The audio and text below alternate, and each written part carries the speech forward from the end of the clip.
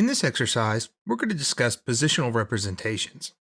Positional representations, or as I like to call them, positional reps, or pos reps, are captured snapshots of an assembly's available movements. They can be used for motion studies, check for clearances to nearby components, and you can use them to create overlay drawings. They also are good for providing key points for Inventor Studio animations. Position reps are saved into the parent assembly and stored up here in the representations folder underneath positions. So we have representations with view representation, positional representation, and level of detail. This exercise, we're talking about the positional rep. If you need to activate a specific positional rep, we just double click on it, and we can actually watch our model move. This is great for anything that has motion, even static motion like this thing. Or you can use this to look at items that have drives and things like that you may be driving a motor out to the end of a conveyor or something like that. So you can actually see how that's going to work. Now we can turn around and use these in a drawing. If we come over to the IDW I have open already, you can see that there's already 3 positional reps in here. We have our base rep. This is just a standard base view in a drawing. And then I have positional rep 2 and positional rep 3. Gives us a good idea of the range of motion that this object has. We have the full up, maybe halfway out. Then we can have one that's fully extended. So let's go in here and let's create a new positional rep. Zoom out here so I can see everything. I just come up to positional rep. I right click on it and I say new. Notice that it gives me positional rep 4. Now, most of the time, whenever I'm doing anything in Inventor, I want to give it a name. But whenever I'm doing positional reps and drawings, it's not always important. This case, position 1's fully in, position 2's high, position 3's halfway, position 4's max. We could come through here and name these. It's a good idea probably to name these. It's kind of your choice here. We can activate this one and see what it is. We'll call this one mid. Activate position 1, call that one min. And then we'll activate position 2, and we'll call that one high. It's just good practice.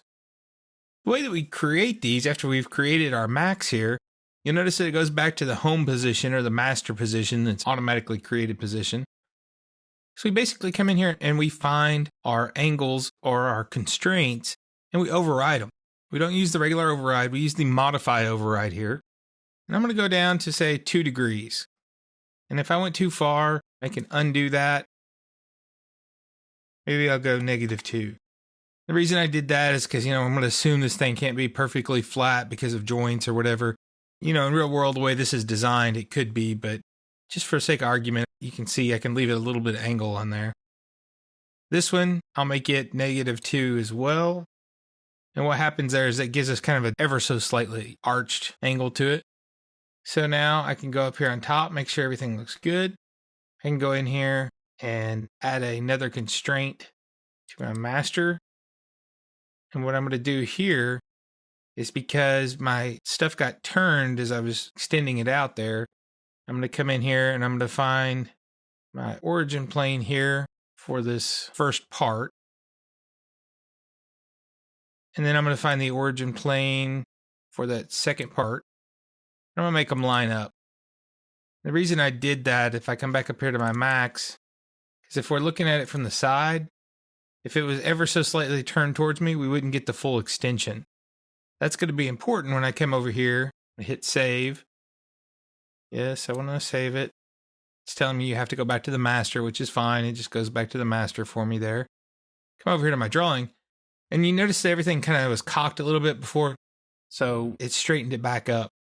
So that's one of the things that I want you to look for, be careful about. Sometimes you don't constrain enough because you want some flexibility. You want to leave it unconstrained. But a situation like this could be very important because I need to measure things like my min and max. So I need to make sure that that's perpendicular to the page, basically, so that whenever I start putting dimensions on here, they're correct. So that's one of the things to watch out for as you do these positional reps. And really, as you do your drawings in general, you want to make sure that you're looking straight at them when you're going to add measurements to them and stuff.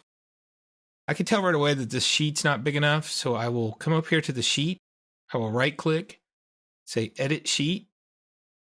And I'll go to 24 by 36 page, hit OK. You notice whenever I drag it around, all my positional reps go with it. And then I'll come in here and I will do an overlay. What this overlay is this is basically allowing me to add the positional reps to the base. I just select the base view, and then I say, okay, I want the max positional rep. I'm going to say as overlay. Don't really need to add any kind of information about it because it's already pulling from the base. If I wanted to add some real detailed edges and things, I could do, tangent edges and foreshorten. I'll leave that on for now. I can actually control view representations as well. So I could have parts on and off. For instance, I could turn off the monitors. So I could have view reps that didn't have the monitors in there. And then that way, whenever it was halfway out or whatever, it didn't show the monitor just to keep it out of the way. I'm going to use the master for now because we're really just talking about the positional reps. Hit OK. And you notice there's my positional rep. If I want to change this, for example, I want to change it so it's not in color. I want it to be, dotted line like the other ones. Come in here, uncheck that, hit OK. So now I get full in, full up, halfway out, full out. And the reason I added that constraint in there earlier, so now I can start adding dimensions to this. Okay, from here to here, it's this dimension. I could say, full retracted, it's this dimension. So we can actually see the min and max distances that this thing can travel. Had this been ever so slightly tilted, it would give you the wrong measurement because it would be at an angle. Your monitor would still be whatever distance it was, but if your arm was crooked, you wouldn't get the full extension. The same even if it was up here. So it is important to watch out for that. But you can see how easy it is to add the view reps in here to your drawing. If you come back and you edit one of these, say we come in here to the min, and you want to come in here and you edit one of these angles of these parts. So let's say we come in here and edit this to -35. Then I go back over to my drawing. You can see that my overlay moves. It is related back to everything. So if I move it around the sheet, everything moves with it. And that is one of the things that makes Inventor just beautiful to me. The fact that we can create these overlays and just move them around like that. It's very easy to do, and it's a wonderful tool, these positional reps. This just gives you the ability to easily convey that motion to your end user for things like instructions, either for consumer use or even factory uses. This is just a wonderful way to send this out to show somebody what you are thinking when you design something. So play with this and see what you can do and see how easy it is to create these overlays inside of a drawing. And then before that, even create the positional reps inside of your model.